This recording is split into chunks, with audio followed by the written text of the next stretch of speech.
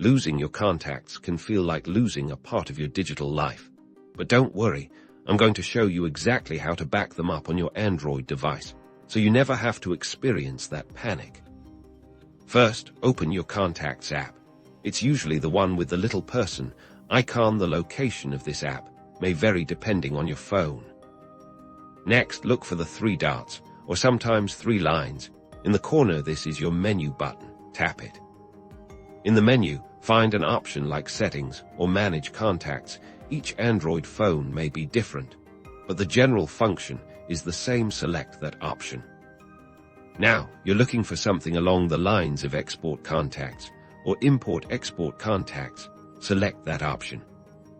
You'll be given options of where to save your contacts. Saving to a Google account is great for automatic syncing, while saving to your internal storage allows you to have a physical backup copy on your phone.